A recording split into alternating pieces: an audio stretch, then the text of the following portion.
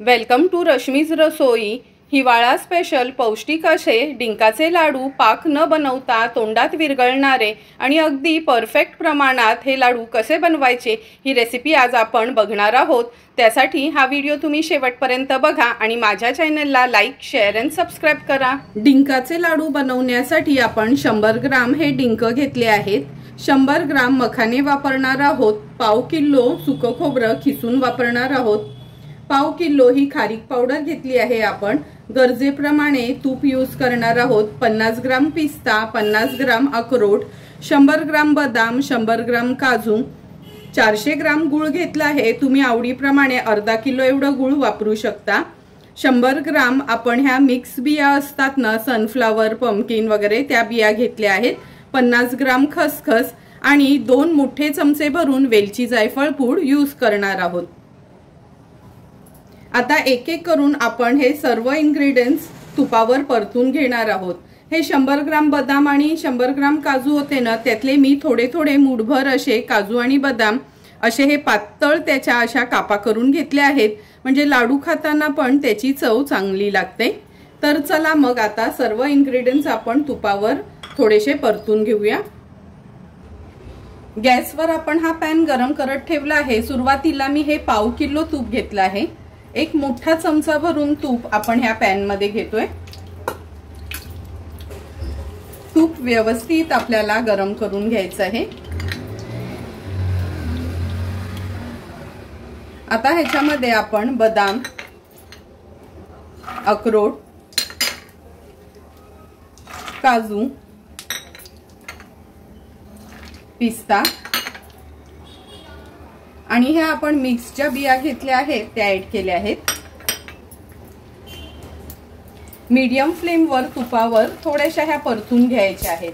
तुपावर अशा ह्या परतून घेतल्या ना का लाडू आपला जास्त वेळ टिकतो आणि असा चिवट वगैरे त्याला वास येत नाही किंवा टेस्ट पण बदलत नाही। त्यामुळे आवर्जून तुपावर असे हे ड्रायफ्रुट्स तुम्ही परतून घ्या।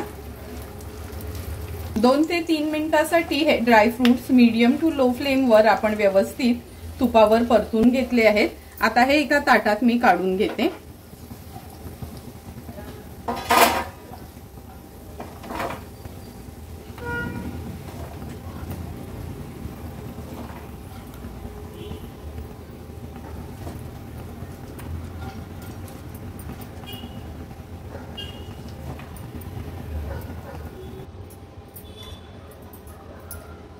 हे बघा, हे सर्व ड्रायफ्रुट्स असे आपण ह्या ताटात काढून घेतले आहेत। असे पसरवून ठेवूया, म्हणजे थोडे गार झाले ना का हे आपण मिक्सरला फिरवून घेणार आहोत।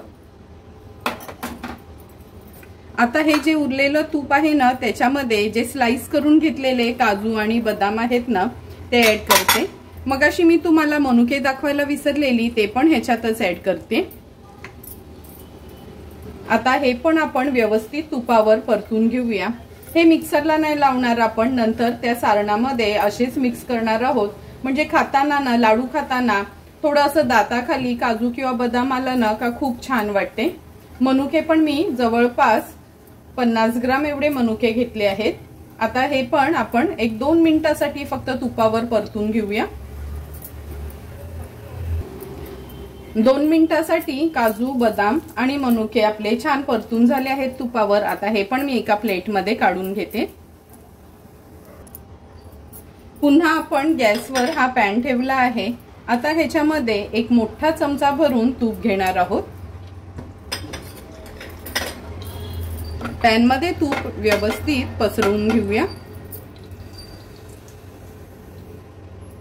तूप मेल्ट झालं का आपण ह्याच्यामध्ये 100 ग्राम एवढे मखाने घेतले, ते तुपावर परतून घ्यायचे आहेत। छान क्रिस्पी होईपर्यंत हे आपल्याला मीडियम फ्लेमवर असे तुपावर परतून घ्यायचे आहेत। 5 ते 6 मिनिटं झाले आहेत। तुपावर हे मखाने पण आपण छान असे परतून घेतले आहेत। छान क्रिस्पी होईपर्यंत परतून घ्यायचे, म्हणजे मिक्सरला व्यवस्थित ते बारीक होतात। आता हे मखाने देखील मी काढून घेते एका ताटामध्ये। मखाणे भाजून झाल्यावर आपण ह्या पॅन मध्ये 2 मोठे चमचे भरून तूप घेणार आहोत।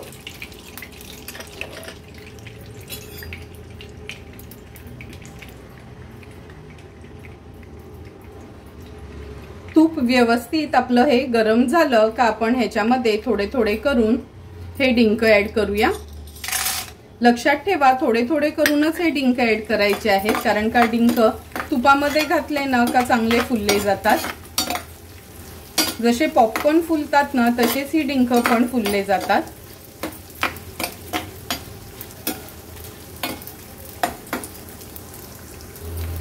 आता हे डिंक मी एका ताटात काढून घेते।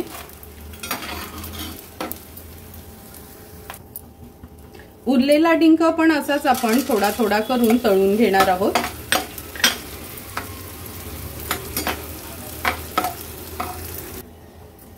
हे बघा थोडा थोडा करून सर्व डिंक आपण असा हा तळून घेतला आहे। थोडा थोडा तळला ना का जास्त तूप खेचलं जात नाही। हे बघा तूप कसं जसंच्या तसंच राहिलं आहे। आता ही खारीक पावडर मी ऍड करते।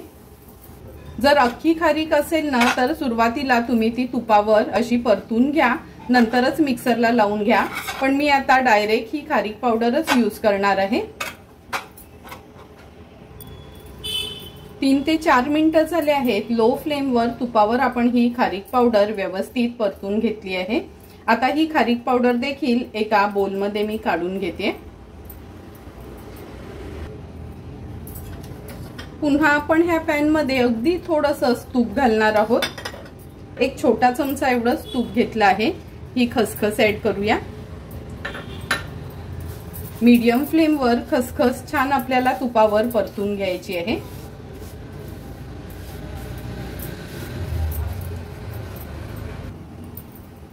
तीन ते 4 मिनिटं झाले आहेत। लो टू मीडियम फ्लेमवरच ही खसखस मी अशी तुपावर परतून घेत होती।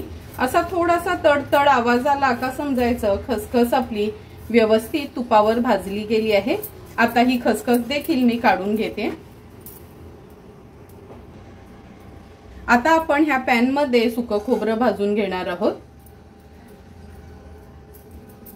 पाव किलो एवढं मी हे सुकं खोबरं किसून घेतलं होतं। थोडंसं तूप घालूया, एक मोठा चमचा भरून, आणि लो फ्लेमवरच थोडासा गोल्डन कलर येईपर्यंत हे खोबरं आपल्याला भाजून घ्यायचं आहे।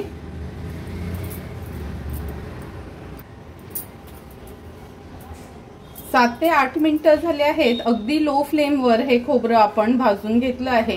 हे बघा कलर जसा चेंज व्हायला लागलाय ना, आता गॅसची फ्लेम स्विच ऑफ करूया आणि हे खोबरं लगेचच एका ताटात किंवा परातीत काढून ठेवायचं आहे। जर तुम्ही पॅन मध्ये ठेवलं तर हे बघा खालना लगेचच काळपट होईल, म्हणून आता हे मी काढून घेते। हा पॅन गरम आहे तेव्हाच हे उरलेलं सर्व तूप मी ह्या पॅन मध्ये घेते। आता मी एकदमच जास्त तूप घेणार नाही आहे। पहिल्यांदा जे तूप उरलेलं ना, आपण पाव किलो तूप घेतलं होतं त्यातलंच तूप मी पहिल्यांदा असं थोडंसं मेल्ट करून घेते। गॅसची फ्लेम आहे ना आपण स्विच ऑफ केली आहे।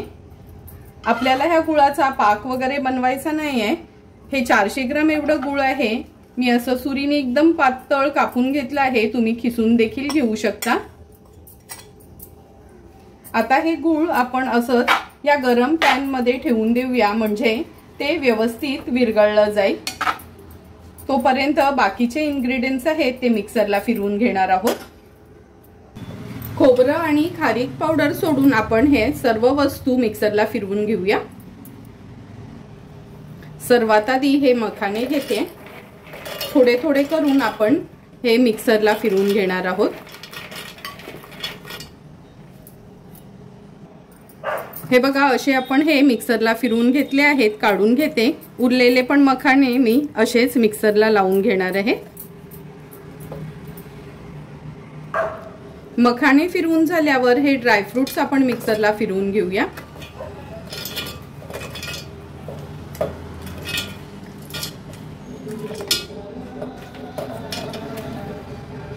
हे बघा हे ड्रायफ्रुट्स पण छान आपण मिक्सरला बारीक करून घेतले आहेत। हे काढून घेऊया। कुठे कुठे ड्रायफ्रुट्स ना थोडे म्हणजे मोठे मोठे तुकडे ते असेच राहू द्या, कारण का जेव्हा डिंकाचा लाडू असतो ना त्याच्यामध्ये जर खाताना थोडाही कण ड्रायफ्रूटचा आला का खूप सुंदर लागतो तो लाडू। आता हे सर्व मिश्रण मी काढून घेते। आता मेन आपलं इन्ग्रेडियंट हे डिंक आहे, हे देखील आपण मिक्सरला फिरवून घेऊया। आणि अगदी थोडंसंच फिरवून घ्यायचं आहे, नाहीतर एकदम बारीक होईल, नाहीतर तुम्ही पेल्याने पण हे बारीक करून घेऊ शकता। हे बघा डिंक पण आपण छान असं ना जाडसरच मिक्सरला फिरवून घेतलं आहे। आता हे सर्व इन्ग्रेडियंट्स एका प्लेटमध्ये आपण काढून घेऊया। गूळ जे आपण गरम पॅन मध्ये तुपावर ठेवलं होतं, हे बघा आता मी गॅसची फ्लेम ऑन करते आणि हे गूळ व्यवस्थित विरघळून घेते। लक्षात ठेवा ह्या गुळाचा आपल्याला पाक वगैरे करायचा नाहीये, फक्त आपल्याला हे गूळ असं ना विरघळून घ्यायचं आहे, म्हणजे लाडू मध्ये छान एकजीव होईल। हे बघा जवळपास हे वितळतच चाललं आहे गूळ। आता गॅसची फ्लेम स्विच ऑफ करते आणि व्यवस्थित मिक्स करून घेते। पॅन गरम गरम असल्यामुळे हे बघा लगेचच गूळ कसं वितळलं गेलंय। आता आपण हे ऍड करून घेऊया। भाजलेलं सुकं खोबरं आपण ह्या परातीत काढून घेतलं आहे। हाताने ना असं हे चुरून घ्यायचं आहे। तुम्ही बघितलं असेल मी खोबरं मिक्सरला लावलं नव्हतं, हे हातानेच ना असं चुरून घ्यायचं, म्हणजे लाडू खाताना छान खोबऱ्याची पण चव येते।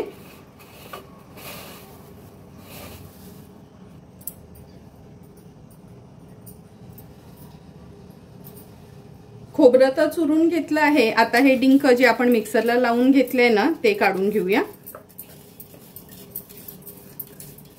तुम्ही बघू शकता काही डिंकाचे कण असे अख्खे अख्खेच आहेत, ते आपण सर्व मिश्रण एकत्र करताना बारीक होतील। आता ह्याच्यात हे मखाणे घेते। मखाणे ना आपलं पिठाचं काम करते, म्हणजे लाडू बाइंड करण्यासाठी, म्हणजे व्यवस्थित बांधता यावे म्हणून हे मखाणे आपण वापरले आहेत। आणि मखाणे पौष्टिक पण असतात, पिठापेक्षा मखाणेच वापरा तुम्ही।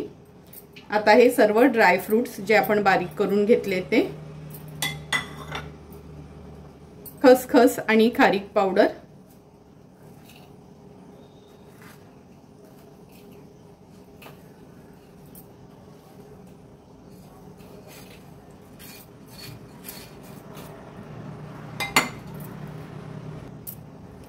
आता जे पातळ पातळ कापून घेतलेले हे ड्रायफ्रुट्स आहेत, काजू बदाम आणि मनुके तर अख्खेच आहेत, ते पण ऍड करूया।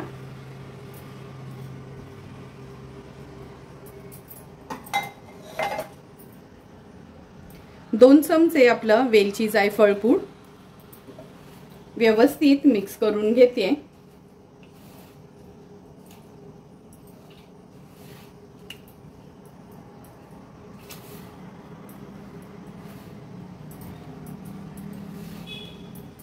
हे बघा मिक्स करून झालं की आपण ह्याच्यामध्ये हे विरघळलेलं गूळ आहे ते ऍड करणार आहोत। मी इथे 400 ग्राम गूळ घेतला आहे, कारण का आम्हाला थोडे न कमी गोड लाडू आवडतात। तुम्ही अर्धा किलो गूळ घेतलं तरी चालेल। आणि मी नॉर्मली ना असं पिवळसरच गूळ वापरते, म्हणजे लाडूचा रंग अगदी सुरेख येतो। आता व्यवस्थित हे मिश्रण आपल्याला असं मिक्स करून घ्यायचं आहे।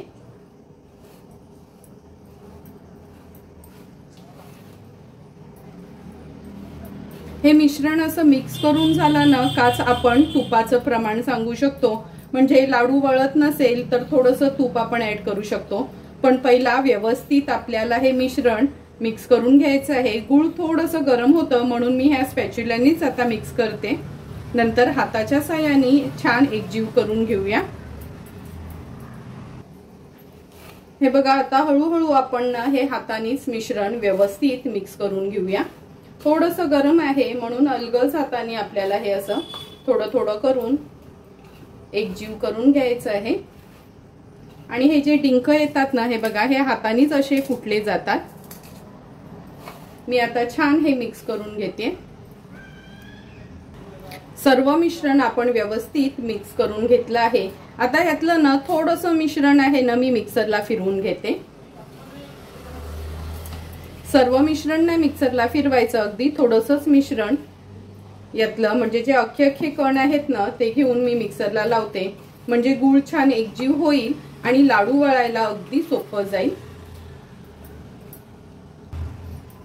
जे मिश्रण आपण मिक्सरच्या भांड्यात घेतलेलं हे बघा असं बारीक करून घेतलं आहे, ते आता ह्याच्यात ऍड करते।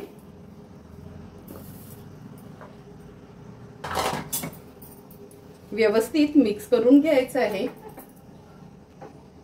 सर्व मिश्रण व्यवस्थित मिक्स करून घेतलं आहे। आता 100 ग्राम एवढं तूप आपण फक्त विरघळून घेतलं आहे, उकळवायची वगैरे गरज नाही आहे। आता छान एकजीव करून घेऊया आणि लाडू वळतोय काय ते बघून घ्यायचं आहे। जर वळत नसेल तर आणखीन थोडं तूप आपण गरम करून ऍड करू। हे बघा व्यवस्थित हे मिश्रण आपण मिक्स करून घेतलं आहे, म्हणजे पूर्णपणे आपल्याला 400 ग्राम तूप लागलं आहे तळण्यापासून ते ह्याच्यात ऍड करेपर्यंत। आता ह्याचा लाडू वळतोय का चेक करून घेऊया। हे बघा मूठ बनते, म्हणजे आपला हा लाडू इझिली वळला जातो। आता ह्याचे लाडू आपण वळून घेणार आहोत। लहान मोठे तुम्हाला कसे आवडतात तसे हे लाडू आपल्याला वळून घ्यायचे आहेत।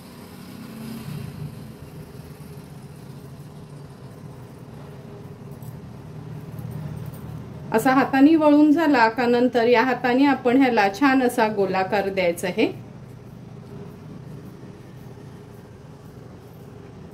असा गोल फिरवून घ्यायचा आहे, म्हणजे छान हा गोल लाडू बनतो। तुम्ही बघू शकता किती सुंदर असा आपला हा डिंकाचा लाडू तयार झाला आहे। अशाच पद्धतीने मी एक एक करून सर्व लाडू तयार करून घेते।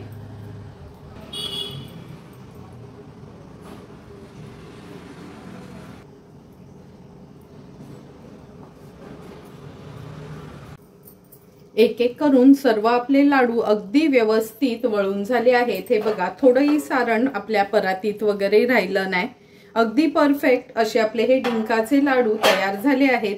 आता एका प्लेटमध्ये मी हे सर्व करून घेते। तयार झालेले डिंकाचे लाडू आपण ह्या सर्विंग प्लेटमध्ये सर्व करून घेणार आहोत। तुम्ही बघितलं असेल एकदम परफेक्ट मेजरमेंट मी तुम्हाला दाखवले आहेत, म्हणजे तुम्ही पण अगदी पहिल्यांदा हे लाडू घरी बनवणार असाल तरी पण व्यवस्थित हे लाडू बनले जातील। खूप तुपकट नाही किंवा खूप गोड नाही, असे परफेक्ट आपले हे डिंकाचे लाडू तयार झाले आहेत। तुम्हाला पण जर मी बनवलेल्या ह्या डिंकाच्या लाडूची रेसिपी आवडली असेल तर तुम्ही पण नक्की या हिवाळ्यात माझ्या पद्धतीने एकदा तरी हे डिंकाचे पौष्टिक लाडू घरी तयार करा आणि मला कमेंट करून सांगा की तुम्ही बनवलेले हे डिंकाचे लाडू कसे झालेत ते। जर तुम्हाला मी बनवलेल्या ह्या डिंकाच्या लाडूची रेसिपी आवडली असेल तर नक्की माझ्या चॅनलला तुम्ही लाईक, शेअर अँड सबस्क्राईब करा। Thank you for watching my video.